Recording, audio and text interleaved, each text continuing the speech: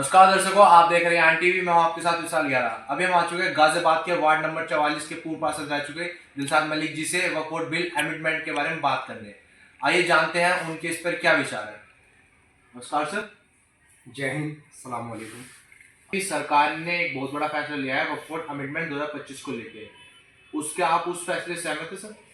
बिल्कुल सहमत नहीं हम समझ गए। जानबूझ के मुसलमानों के ऊपर एक तरीके से प्रहार किया जा रहा है, तरह तरह की मुसलमानों को भटकाने के लिए, मुसलमानों के दिमाग को डाइवर्ट करने के लिए। देश की आज जीडीपी गिर रही है, इसलिए इस बिल को लाया गया है बिल्कुल सही मौके पर।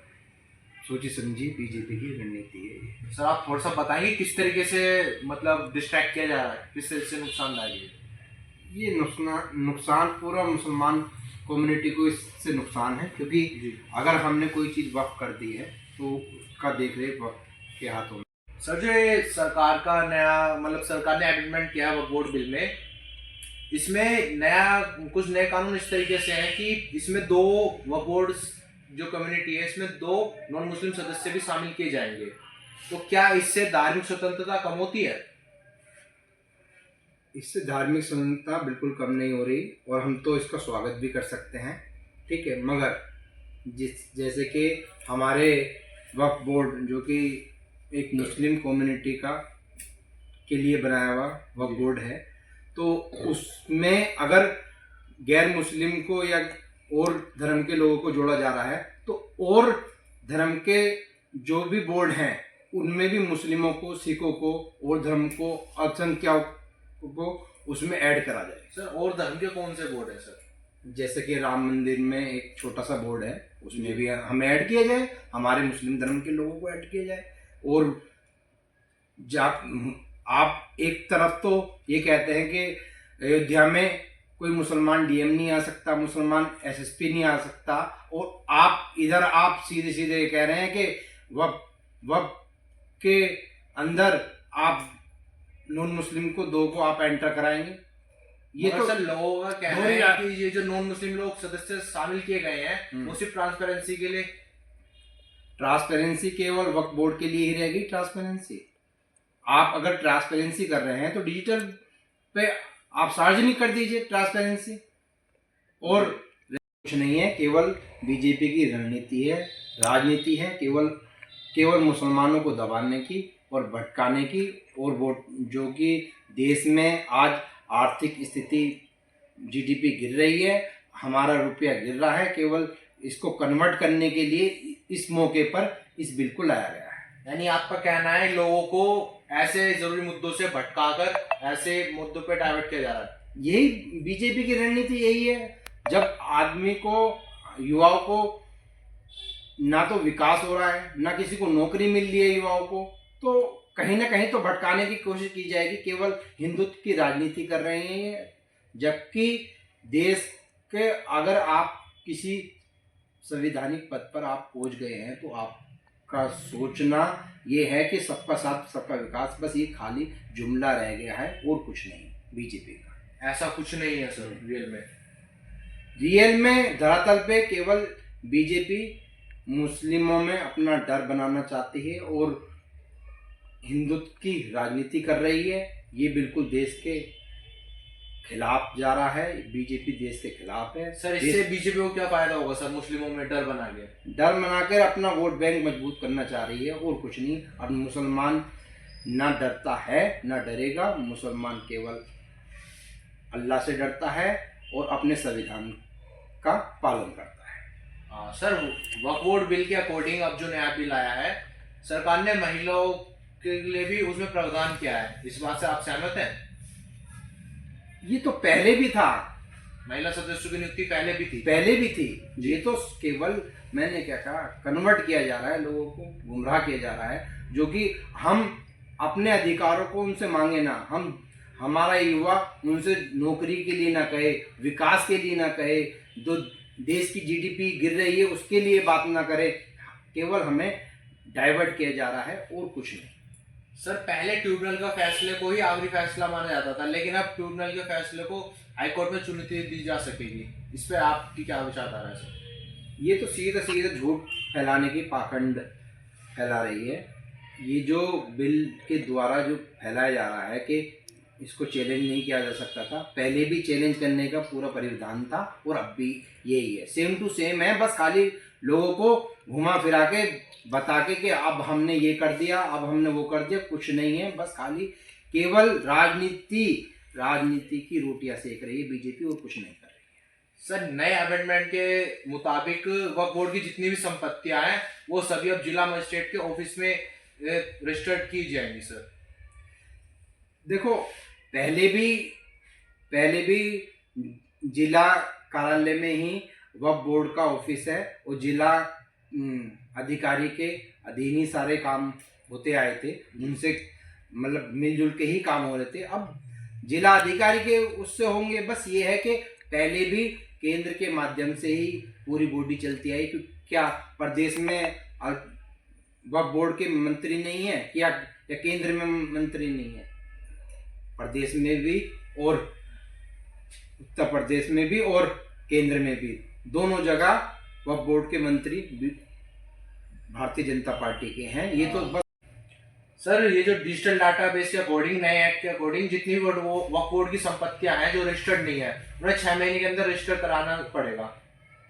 बिल्कुल, हमारे देश के हर मुसलमान को जो भी संपत्ति है, मतलब वक्फ बोर्ड में अगर कुछ देना चाहता है तो वहाँ पर रजिस्ट्रेशन कराए आगे से। मगर अभी जो पुरानी दी हुई हैं, ठीक है, किसी ने ऐसी वक्फ बोर्ड को दे दिया, ऐसी मदरसे को दे दी या मस्जिद को दे दी अपनी तरफ से, ठीक है, और या उसके डॉक्यूमेंट्स नहीं है, उनके पास ही रह गए, तो उसके लिए तो ये जानबूझकर इस तरीके का पाखंड फैला रहे हैं ताकि हमारे मदरसों को, कब्रिस्तानों को, मस्जिदों को, हमें मुसलमानों को परेशान किया जा सके। जानबूझ के सोची समझी साजिश है ये। बीजेपी मुसलमानों को परेशान करना चाहती है, देश में माहौल ख़राब करना चाहती है। मैं तो ये कहता हूँ ये बिल वापसी होना चाहिए। मैं ये कहता हूँ सुप्रीम कोर्ट की 3 बेंचों की समिति इसको फौरन ही इस बिल को निरस्त कर दे। सर, ये जो नया बिल आया है, आपको क्या लगता है इसके अकॉर्डिंग से आने के बाद जो गरीब, मतलब मुस्लिम समुदाय के गरीब लोगों तक मदद पहुंच पाएगी वक्फ बोर्ड द्वारा ठीक से? देखो, कुछ चीज़ें हैं उनमें बदलाव होना चाहिए समय समय पर। हम ये भी नहीं कहते कि कुछ समय पर बदलाव ना हो, बदलाव हो, मगर ये नहीं कि उसमें जानबूझ के मुसलमान कम्युनिटी को आहत किया जा रहा है इस बिल के माध्यम से, क्योंकि इसमें हमारी आस्थाएं जुड़ी हुई हैं। क्योंकि यहाँ पर मदरसे हैं, मस्जिदें हैं, कब्रिस्तान हैं, और जो भी संपत्ति है वक्फ बोर्ड की वो मुसलमान मलकियत है, देश की मलकियत है। हम कोई आदमी उस मलकियत को लेके नहीं जा रहा अपने ऊपर रखकर, समझ गए? ये देश के हित के लिए, देश के लोगों के लिए। क्या सर, ये जो नया बिल है, अमेंडमेंट पास हुआ है, ये धार्मिक आस्था को ठेस पहुंचाता है? बिल्कुल, सीधे सीधे हमारे, मैंने बताया ना अभी कि हमारी धार्मिक आस्थाओं को ठेस पहुंचा रहा है।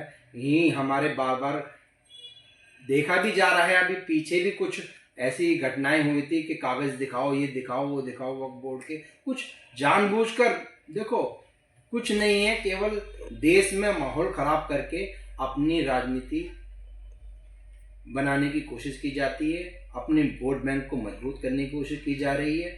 और आज देश का जो माहौल खराब कर रखा है, केवल ये सरकार देश में ना विकास कर रही है, ना रोजगार दे रही है, ना देश को संभाल पा रही है। इनको आने वाले टाइम में इस बात का जनता मुंह तोड़ जवाब देगी।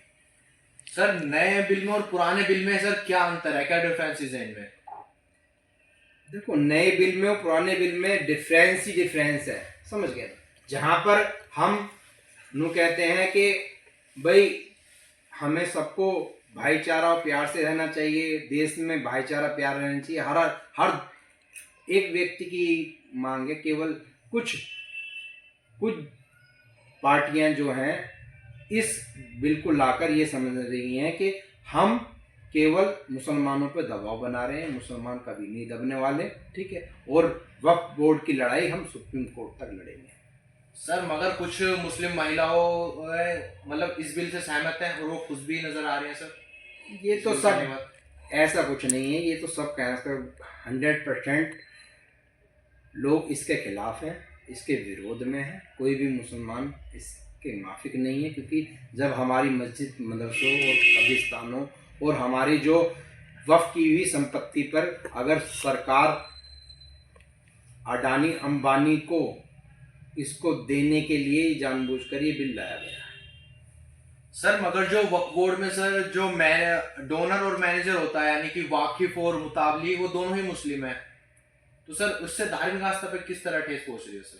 मैं तो कहता हूँ अगर ऐसा लगता है तो उन्होंने इसके साथ साथ जितने भी और वक्फ बोर्ड हैं, जितने भी हिंदू बोर्ड हैं या और धर्मों के बोर्ड हैं, उसमें भी मुसलमानों को ऐड कराएं और धर्म के लोगों को ऐड कराएं। या चाहे वो राम मंदिर का छोटा सा बोर्ड हो या कोई या भुवनेश्वर का मंदिर हो या कोई सा भी मंदिर हो, यहाँ पर क्या है इसका भेदभाव? यहाँ पर क्यों? फिर आप हमें भी ऐड कराओ, हमारी मुस्लिम कम्युनिटी को भी ऐड कराओ, समझ गए ना, और अल्पसंख्यक को भी ऐड कराओ। हम तो सबका स्वागत करें, जो सबका साथ सबका विकास, ये नारा बस जुमला बन के रह गया। इनकी जुमले वाली सरकार है, ये केवल जुमला मार रहे हैं, झूठी बात करते हैं, पाखंड फैला रहे हैं, देश को केवल खाई बना कर रख दिया है। एक ना इन्होंने मणिपुर संभाल पाए, ना ये देश संभाल पा रहे हैं। सर सरकार को कोई संदेश जो आप देना चाहेंगे? मेरी तो सरकार से विनती है, फौरन ही इस बिल को वापस लेकर देश की जनता से माफी मांगे। जय हिंद, जय भारत। तो जैसा कि अभी आपने सुनी, वार्ड गाजियाबाद से वार्ड नंबर 44 के पूर्व पार्षद रह चुके दिलशाद मलिक जी से उनकी राय वक्फ बोर्ड बिल अमेंडमेंट 2025 को लेके। इसी तरह की देश और दुनिया की तमाम खबरों के लिए देखते रहिए एआन टीवी। मैं विशाल गहरा, धन्यवाद। अमेंडमेंट के बारे में नमस्कार सर। नमस्कार। सर अभी जो सरकार ने वक्फ बोर्ड को लेके बिल पास किया है सर, उसको लेके आपकी क्या राय है सर? मैं सर्वप्रथम देश के वजीर आज़म नरेंद्र भाई मोदी का धन्यवाद प्रेषित करूँगा, गृह मंत्री अमित शाह जी का धन्यवाद प्रेषित करूँगा कि आज़ादी के 78 वर्षों बाद देश को दो ऐतिहासिक, मतलब बहुत सारे वैसे फैसले हैं, लेकिन दो ऐतिहासिक फैसले मुस्लिम कम्युनिटी के फेवर में आए हैं, जिसमें एक ट्रिपल तलाक रहा और दूसरा वक्फ अमेंडमेंट बिल 2025 रहा। निश्चित रूप से देश में जो आज़ादी के इतने वर्षों के बाद नहीं हुआ, वो मोदी सरकार के कार्यकाल में हुआ। करोड़ों अरबों की संपत्ति कब्जा करके बेच दी गई वक्फ बिल के नाम पर। वक्फ के मामले में बहुत लंबे समय से धांधली हो रही थी। मोदी जी ने इस बात को समझा और आज हमें बहुत हर्ष का विषय है कि आज वर्तमान में भारत सरकार ने इस बिल को जो है बनाकर तैयार कर दिया। सर नए बिल के अकॉर्डिंग जो वक्फ बोर्ड है सर, उसमें दो गैर मुस्लिम लोग भी शामिल होंगे, क्या इससे धार्मिक स्वतंत्रता कम होगी? वक्फ बोर्ड के अंदर जो गैर मुस्लिमों को प्रावधान रखा गया है वो सिर्फ और सिर्फ पारदर्शिता बनाने के लिए, क्योंकि वो एडमिनिस्ट्रेशन देखेंगे, सीधे तौर से वक्फ बोर्ड से उनका कोई मतलब नहीं, लेकिन सुपरविजन करने के लिए दो गैर मुस्लिमों का जो है भागीदारी रखी गई है। हमें इसमें कोई ऑब्जेक्शन नहीं है, क्योंकि भारतवर्ष तमाम धर्म और मजहब का देश है, तो इसमें मैं समझता हूँ कोई भी जो है दिक्कत हम लोगों को नहीं है। सर सरकार ने वक्फ बोर्ड में महिलाओं की भी नियुक्ति का प्रावधान जारी किया है, आप इससे सहमत हैं? महिलाओं को निश्चित रूप से भारतीय जनता पार्टी चाहती है कि महिलाओं को भी जो है पूर्ण स्वतंत्रता और हक मिलना चाहिए। तो महिलाओं के आने से कहीं ना कहीं मैं समझता हूँ कि महिलाओं को बल मिलेगा, और निश्चित रूप से भारतीय जनता पार्टी की शुरू से कोशिश रही है कि देश में महिला और पुरुष दोनों का जो है बराबर का समान अधिकार होना चाहिए। सर पहले ट्रिब्यूनल का फैसले को आखिरी फैसला माना जाता था, लेकिन अब नए बिल के अकॉर्डिंग हम ट्रिब्यूनल के फैसले को सुप्रीम कोर्ट में उसके द्वारा याचिका दायर कर सकते हैं। जी हाँ, ये एक बहुत बड़ा मामला है, क्योंकि पहले ट्रिब्यूनल ने जो बोल दिया वो फाइनल डिसीजन माना जाता था, प्रीव्यू की उसमें थी व्यवस्था, लेकिन अब वर्तमान में भारत सरकार ने नए संशोधन बिल के माध्यम से यदि कोई व्यक्ति ट्रिब्यूनल के आदेश से असहमत है तो वो हाई कोर्ट और सुप्रीम कोर्ट में भी अपील कर सकता है। सर नए बिल के अकॉर्डिंग वक्फ बोर्ड की जितनी भी संपत्तियां हैं, अब उनका रजिस्ट्रेशन जिला मजिस्ट्रेट के ऑफिस में किया जाएगा। जी, ये अच्छा है, क्योंकि लंबे समय से देखने में आ रहा है कि कोई भी वक्फ बोर्ड को लेकर जो है ऑडिट नहीं हो रहा था, लाखों करोड़ों की संपत्ति कहाँ यहाँ वहाँ जहाँ थी उसके अते पते नहीं थे। इस बिल के माध्यम से अब रजिस्ट्रेशन होगा और डाटाबेस आधार पे पूरे देश का कहीं पर भी बैठा हुआ व्यक्ति ये देख सकता है कि किस जिले में कितनी संपत्ति वक्फ बोर्ड के पास में है। तो ये एक अच्छा कार्य मोदी सरकार ने किया। सर जो वक्फ बोर्ड में सीईओ की अब नियुक्ति की जाएगी वो नॉन मुस्लिम व्यक्ति होगा सर, क्या इससे धार्मिक आस्था पे कुछ असर होगा सर? देखिए ये तो कहना गलत होगा, क्योंकि अब मैं कह रहा हूँ कि कल को जिलाधिकारी जो है वो मुस्लिम कम्युनिटी से आएंगे या किसी और धर्म से आएंगे तो ये हम ऑब्जेक्शन नहीं लगा सकते कि इसमें जो है मुस्लिम या नॉन मुस्लिम, ये मैटर राज्य सरकार का केंद्र सरकार का है कि किस अधिकारी की वो नियुक्ति करेगी।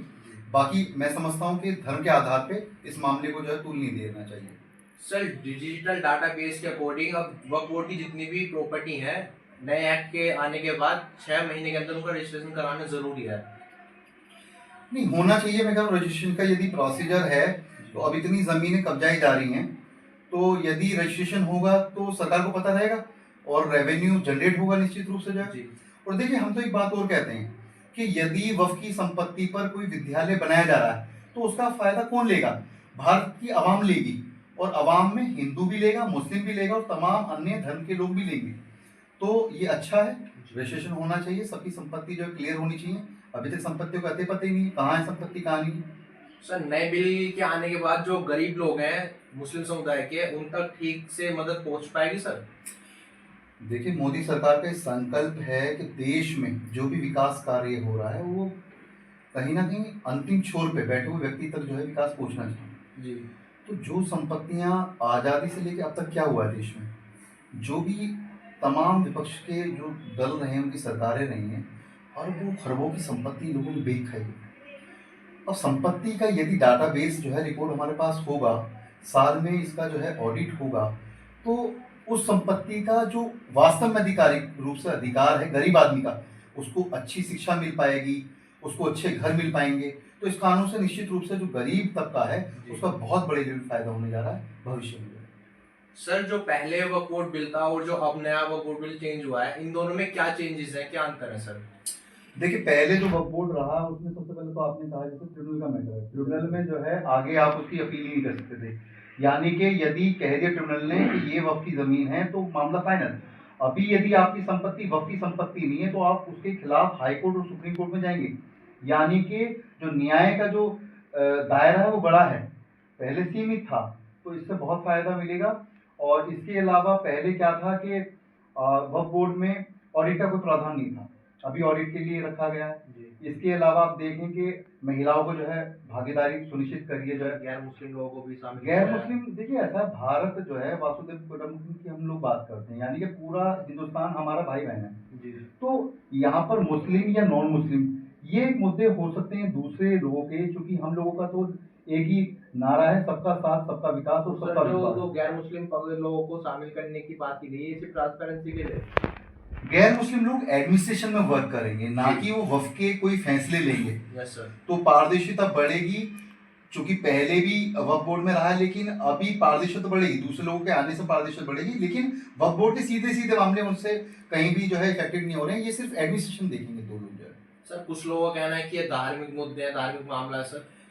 इस देश में भारतीय जनता पार्टी के अलावा प्रत्येक पार्टी ने सिर्फ जाति की व्यवस्था की बात की है, धर्म की बात की है, लेकिन भारतीय जनता पार्टी सबका साथ सबका विकास और सबका विश्वास चाहती है। और हम लोगों का निश्चित रूप से जो ये प्रण है कि प्रत्येक व्यक्ति का भारत में जो लोग राष्ट्र के लिए समर्पित हैं उसका कल्याण होना चाहिए, उसका विकास होना चाहिए। तो ये नया बिल आया सर, आप इससे सहमत है पूरी तरीके से? ये बिल हम लोग इसकी बहुत लंबे समय से मांग कर रहे थे जी, क्योंकि गाजियाबाद में ही आप देख लीजिए कम से कम 1000 करोड़ से ऊपर की संपत्ति गाजियाबाद में कब्जा करके बेच दी गई। यहाँ पर्टिकुलर बहुत सारे ग्रुप्स हैं जो कि वक्फ बोर्ड का जो है गलत तरीके से फायदा उठा रहे हैं। वक्फ बोर्ड द्वारा ये संपत्ति बेच दी गई? वक्फ बोर्ड के द्वारा नहीं बेची गई, वक्फ बोर्ड में जो लोग बैठे हुए हैं, फर्जी मुतवल्ली बन के बैठे हुए हैं, उन लोगों ने संपत्ति बेची है। तो अभी सरकार ने ये बिल बना दिया है, तो जो ये भूमाफिया हैं इनके ऊपर अंकुश लगेगा निश्चित रूप से, भविष्य में आप देखिएगा। हाँ धन्यवाद सर, आपसे बातें करके अच्छा लगा, बहुत बहुत धन्यवाद सर। तो जैसा कि आपने सुना अभी एडवोकेट जावेद खान साहब से, और ये खबरों का सिलसिला यूं ही चलता रहेगा। देश और दुनिया की तमाम खबरों के लिए देखते रहिए यान टीवी। मैं विशाल गहरा, धन्यवाद।